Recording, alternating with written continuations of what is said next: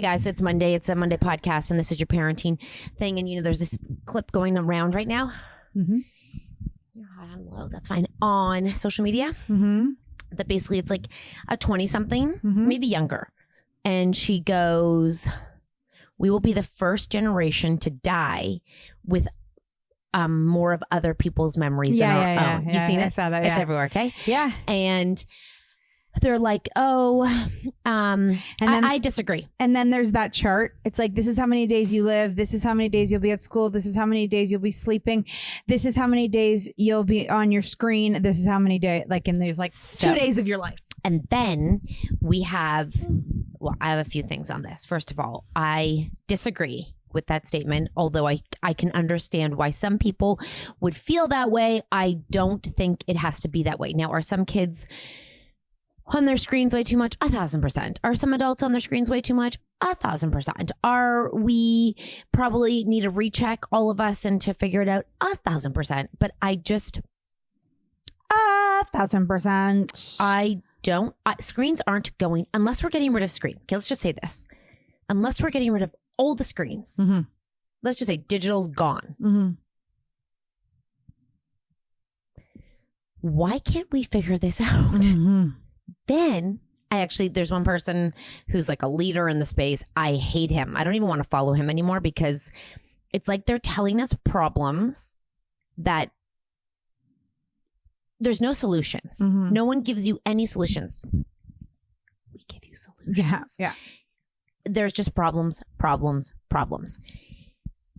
It can't be doomsday all the time, I mean, we survived COVID. I have to believe that we can do this. I have to believe. I just don't think there's another way. No. I also have to believe that when we look at history, really they thought the world was ending when Elvis Presley was shaking his hips and singing sexual songs.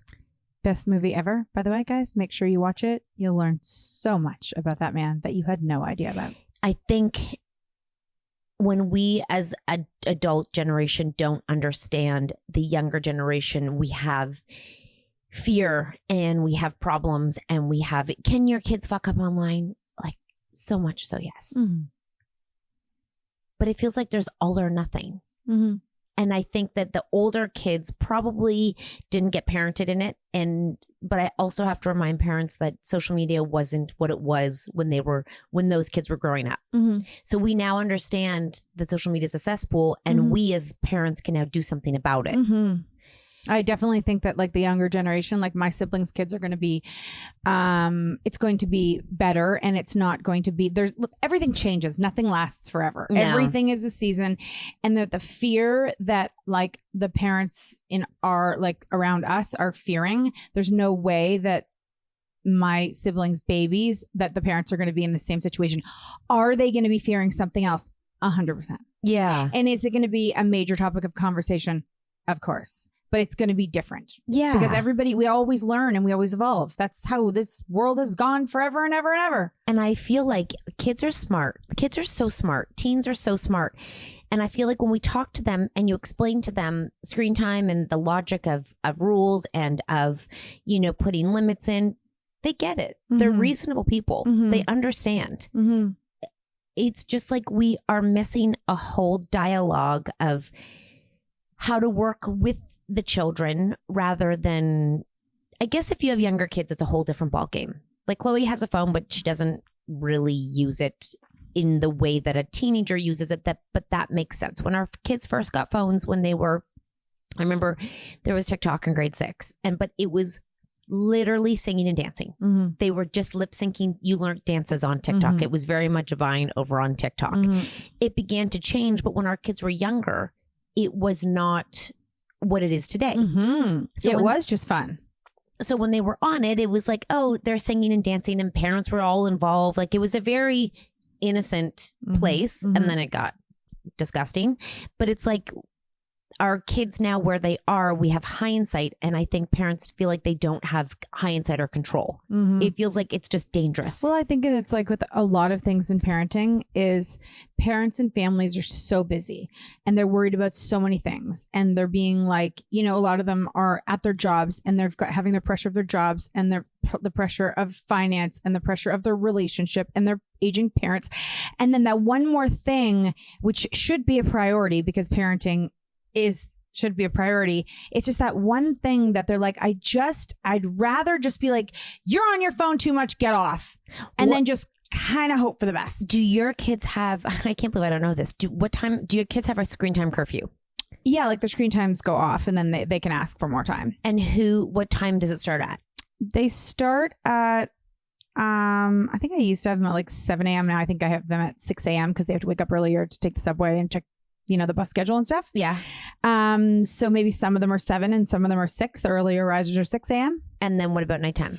And then at nighttime, I have like Taylor can go till, and if she asks for more, she can always have more because I know that she's managing her time. But like maybe she goes on a weeknight at like midnight.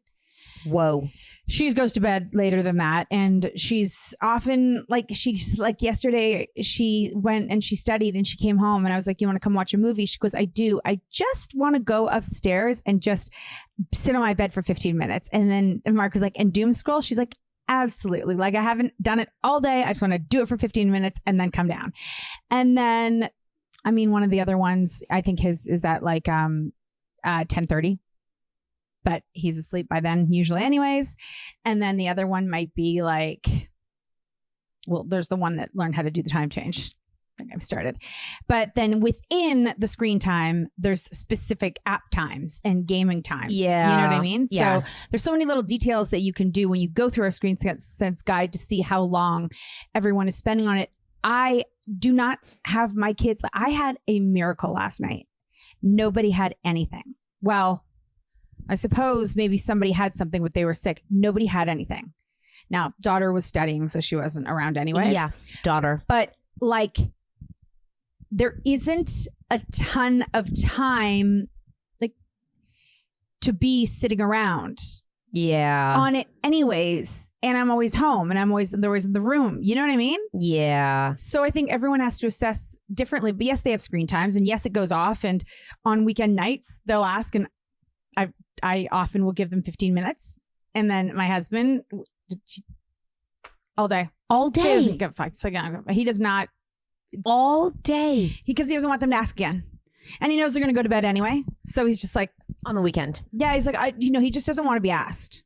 That's hilarious. My kids just, I'll get 15 minutes. 50. Sometimes I won't see it. They won't get it. And I'm like, you obviously are going to survive. Yeah. You're going to survive if you don't answer them and they don't like, often they'll just ignore and they'll be like, okay, fine, never mind. I'll do something else.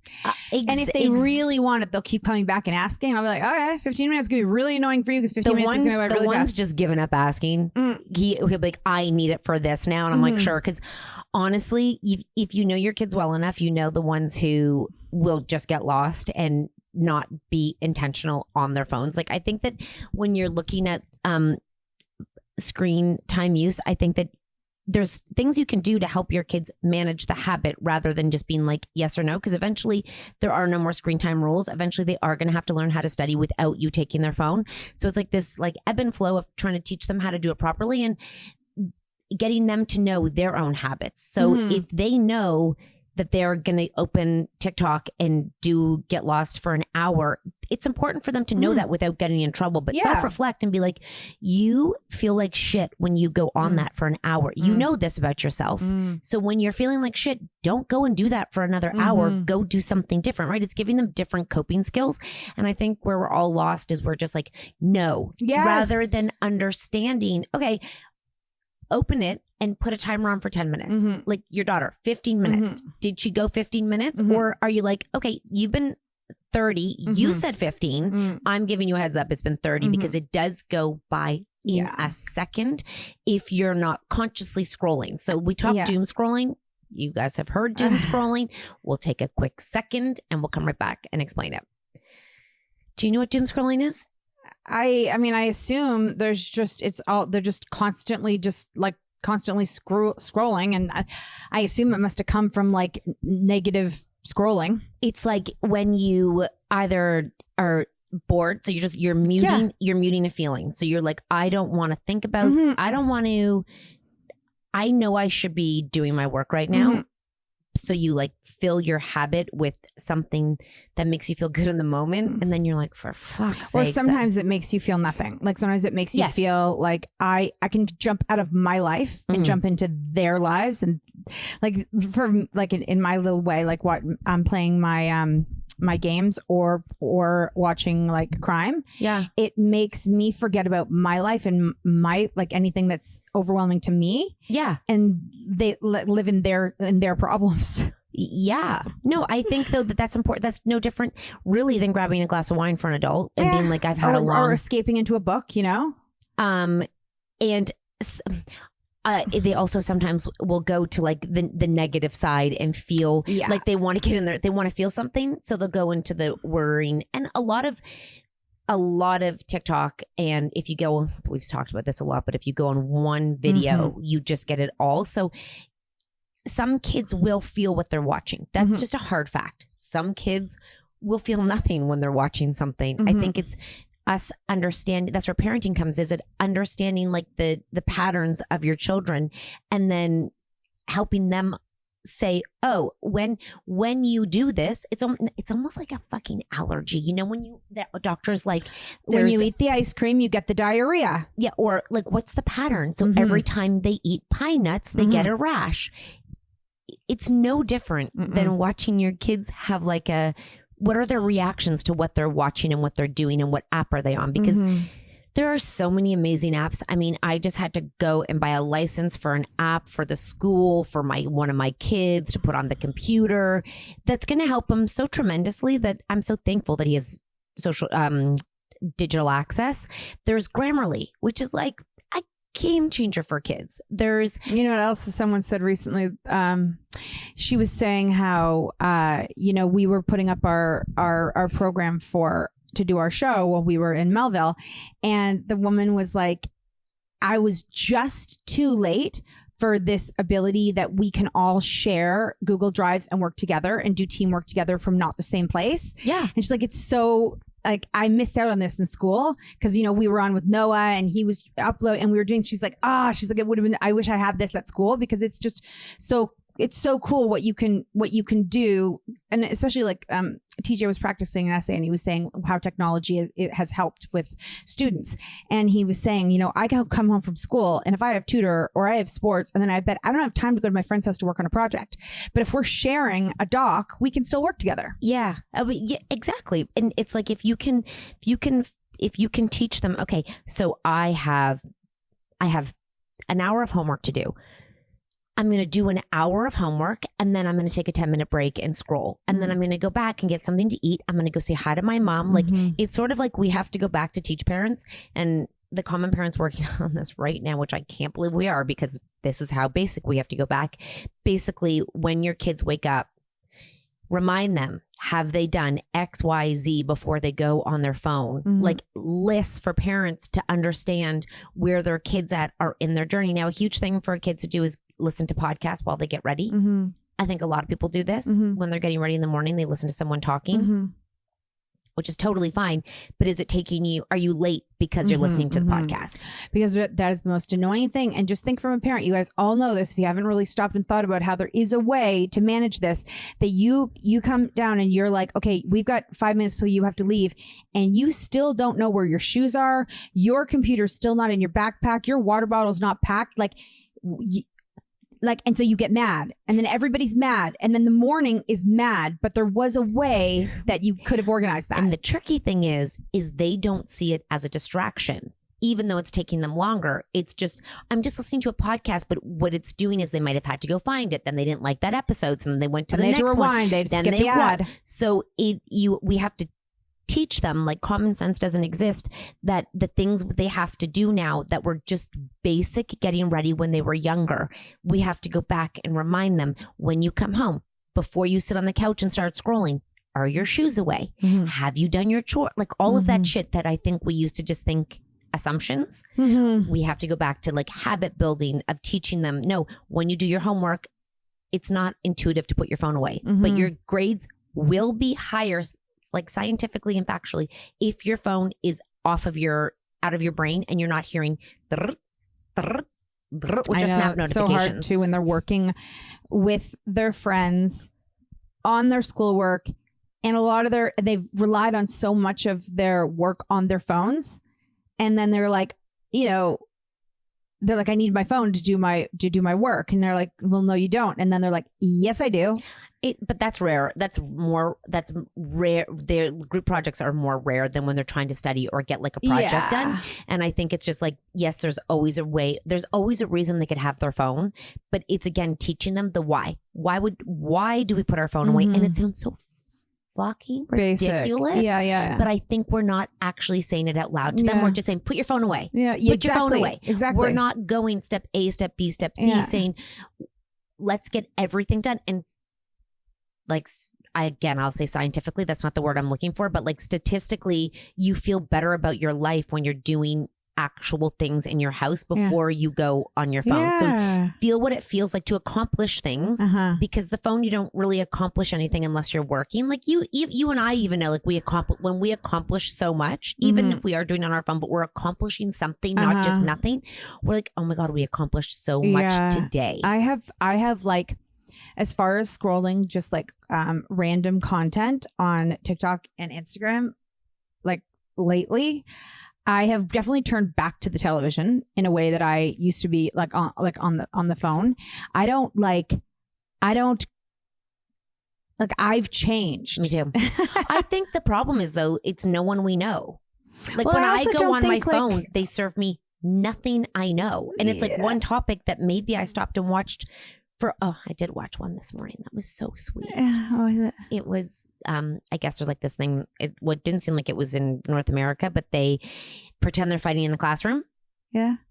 And then the teacher, it's like their favorite teacher's classroom, and the teacher goes to break it up, and they've got like a cake, and it's her birthday, and they're like celebrating them, and they like basically bust open confetti, and they're like, and they all are like clapping for her, and it was like a series of them, and I was like, oh, and the teacher's like, hey, and then they turn around with like flowers and a cake, and she's like, so cute, and I was like, that's adorable. Yeah. Like I did get stuck on that too. And like sometimes baby stuff and funny stuff. I love funny stuff because funny stuff can happen really fast. So if I can watch a funny thing fast, because if you're watching like a funny movie, like it's not funny the whole way through. I like little funnies. I love watching people fall, like your daughter. Yeah. It's just so funny. Yeah. Funnies are good to watch. That's good what you like. And I don't think a lot of people do. So I'm like, go watch what you like. Don't just let people, I always say to them, don't let people in your brain that you don't want space for in your brain. Like your brain is precious. Don't allow shit into it that is useless, because then you're just taking on other people's problems. I'm like, don't do that. Yeah. Don't read Reddit.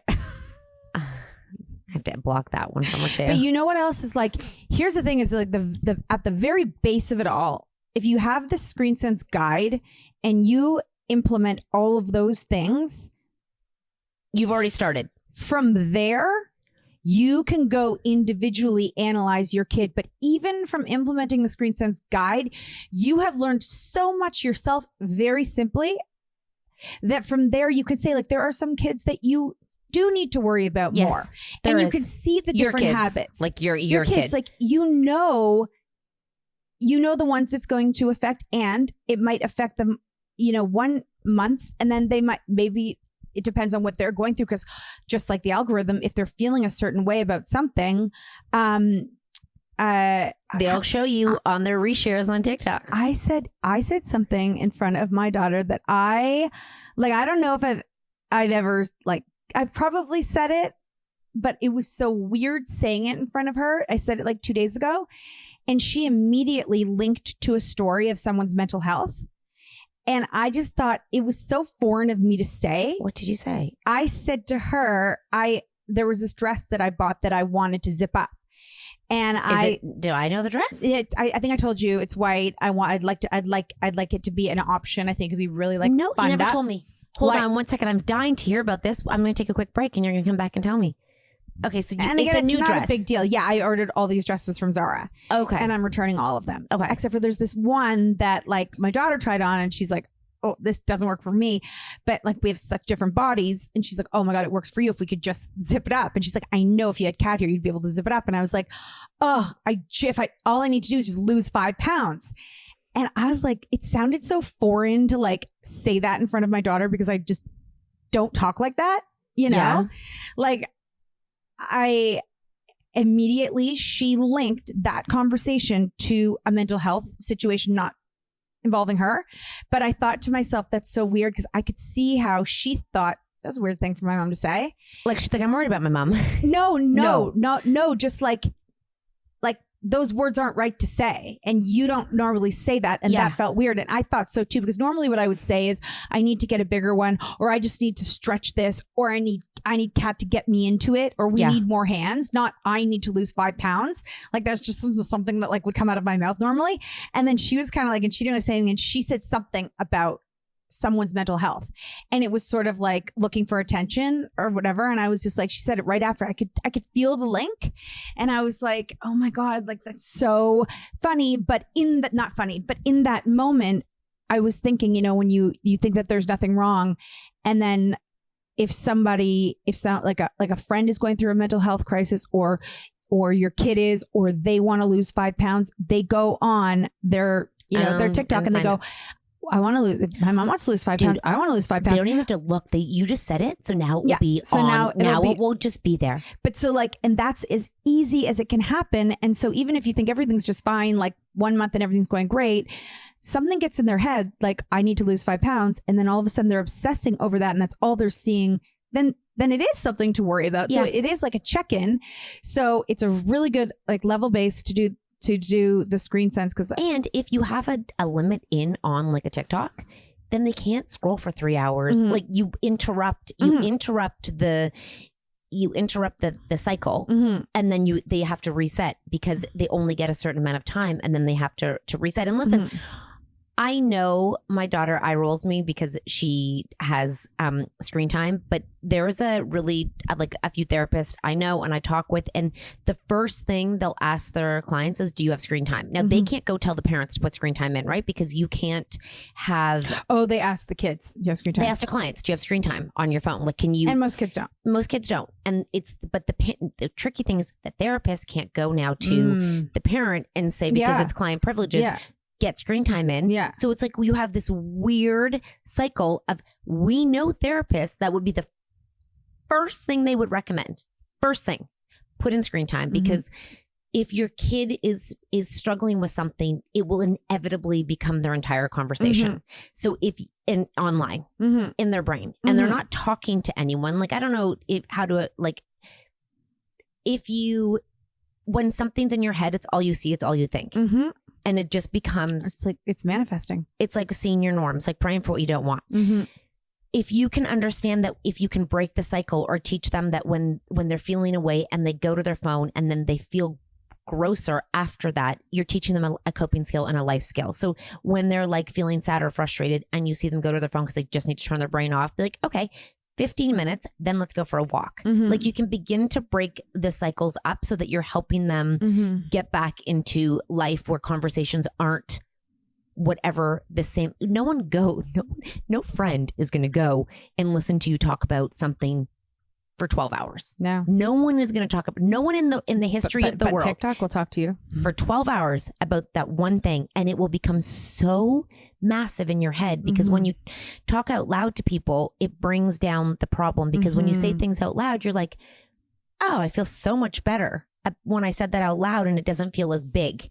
Yes. You take Then I saw the thing about everyone's just using their AI therapists. Like, all teenagers are using and they're pretending that I'm not they're mad their at friends. that, by the way. I'm not mad at them looking at, I think there is some validation for them if they're talking to something, because some of these kids would have talked to nobody. So if they're talking to a bot that can potentially give them good advice, better advice, it's not 100% guarantee. But if we Did we ever get a roundup about that Tesla asshole? No, I think it's just I think that AIs can can really fuck with you if you put in the wrong things. Mm-hmm.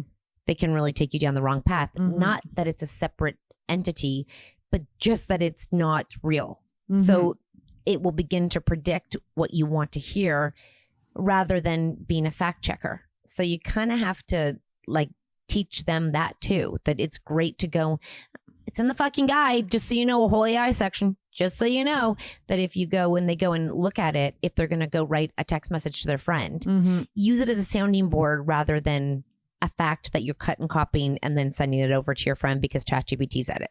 Mm-hmm. Like you got to humanize, take your thoughts, put them out, listen to what it says to you, and then be like, oh, but it's not a fact. Like what you write in is not factual, you know? You know what else I find the kids find confusing about AI for school is like my kids They are get it wrong. so afraid. No, they're so afraid that they're going to be flagged for AI, but you're allowed, like AI is used, like if it's all of your ideas and all of your words, and then you ask them to edit it, you know what I mean? They're so scared. Yeah. But I'm like, but those thoughts, AI never had those thoughts or those topics or those, they didn't have any of that to start with. They couldn't have written, this is so personal. They're so scared that sometimes they even want to like dumb down their grammar because they're afraid, even though it sounds like something they would say, that they might get flagged for AI. And I don't think that the school is really teaching them exactly what is too much and what's too much. My daughter's school is from a young age. I would say they're learning about like they take digital literacy and how to use AI and where to use it. Like it's definitely, but in the one university class my daughter's taking, you have to source from actual artifact. What is it? Yeah, they all have to source every fact that they say. No, I mean like you can't just go and Google it. Like you have to go to like a thing. Yeah. Like, so even if you that was the reference same as that, we had to do that too. Exactly. But now they just can Google the references and put, they can just put before pre this. Yeah. So I think they're trying to teach them to go over like go above and beyond your references, so you're not just taking chat's references and cutting, so they actually learn what a reference is, so you're not just copywriting. Oh yeah, you everything. can't get your references through chat. Then you have to go and you got to source on the internet and find in the books and the articles and the dates and the times. Yeah, but I think that you could I think that that's what the schools are trying to catch, is people who are basically bypassing the system of how to do things properly, because I think they do want them to learn to edit their papers with their eyes before they I know. I feel like they're so scared now. And because the schools are in a hard place, because it's really hard to know when it's theirs versus thing when you go and edit it in chat, because chat will put its own words back in it. So it's really hard. It's like you almost need to do it in Grammarly, which is AI. But you know what I mean? Like, but it's not your bot who learns how you talk for predictive. Oh my God, the way my daughter talks to AI, it is hilarious. They're all the same. Hi, Queen. She's so mean. Oh, it's mean. Like when she's frustrated, how she wants to talk to, and then they say her that's brothers. not nice. No, I think they know her by now. Amazing. And she's just like, you are such an idiot, AI. Like, I can't even fucking believe you just said that. Like, she will take her frustration out on AI. And I look over and she spells it all wrong. And I'm just like, I think AI has learned to ignore her. That's great. Look, she has a coping mechanism like, for anger. And I'm like, you're wasting your time. She's like, but I'm so annoyed with them right now. And I will, like, on that note, and if you have the guide, you just get the updates when they come out. So you just check your email. But I will say that, like, on that point, when they're angry, again, it's like teaching them. I think the physicality of life has really left a lot of kids. And I do understand, like, moving, running, walking, going outside, because they go and scroll now rather than doing something to, like, get out of the house. Like when they were younger, we used to be like, get outside. And I don't know if those feelings are being muted. I don't know. I think out loud, but I don't know if those feelings are being muted because it's the age. But before, when they had that kinetic energy, we were like, get your ass outside. It just was like, we would have to take them to the park. We'd have to go for a walk. And I don't think people lose that. I just think that we have to remind them that, like, you need to go outside. Everyone does. It feels better when you do it. It's great if you have a trampoline. For mine, it's get outside. And my older kids don't go on the trampoline. Just the little one. But she doesn't have a phone problem. She's just, that's fun. That's called fun for her. I mean, The boys have hockey, but it's, do. I mean, it's like, it's when a problem arises. Yeah. Rather than just doing something. Mm-hmm. It's the coping skills we have to teach them, which you would think would be basic. You sent me this thing about a place where they send kids.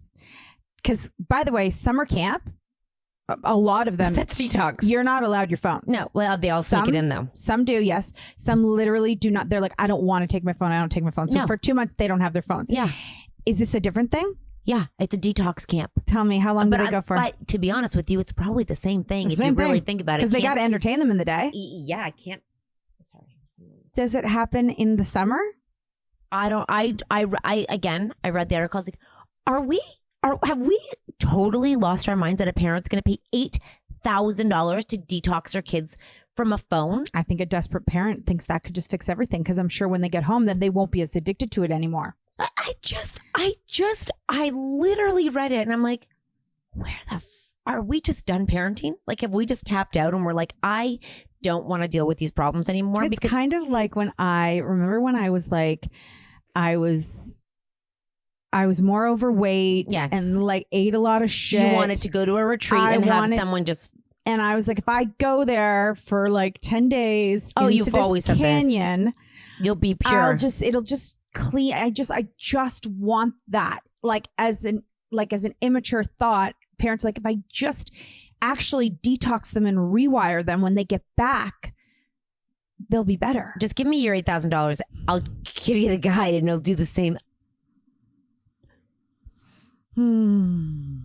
I do love that. I do love the kids that go to camp how they don't have their phones though. Yeah. I think that's great. Although a lot of them do sneak in. There are some camps that don't have it, and I think most that's cool. aren't supposed to. Yeah, most. And when you travel, guys, just know that if your kids don't have data. And there's always Wi-Fi at the stupid resorts now. At the resorts, yeah. But sometimes it's not good.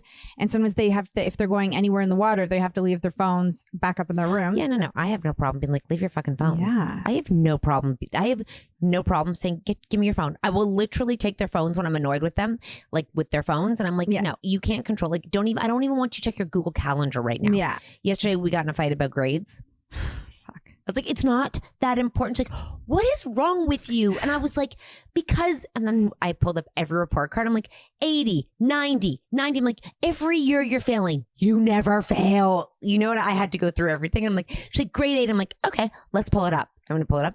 94. Oh my God. And I was like, give me another one.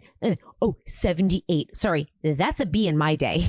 Oh, I was talking to a mom and she's like, do you remember when like people had an 80 and they were the biggest brainiacs ever? And you were like, oh my God. Now it's 97. Straight A students. Like getting an 80 was like, those people were going to McGill with no problem. Okay. What I do want to say next week is the reason I get so frustrated about grades, and because that's their whole world for so long. And I think it's such a disservice because they graduate needing validation from a mark rather than understanding the bigger picture of life. I'm like, you have to understand that this is a grade of nothing, because when you graduate, you're not getting an A, B, C, or D, and your A doesn't matter anymore because it's your life. Like it is, I'm just like, I look at her, I'm like, you are smarter than this. I know. They're just so young. But you know what? They're not. I'm loving.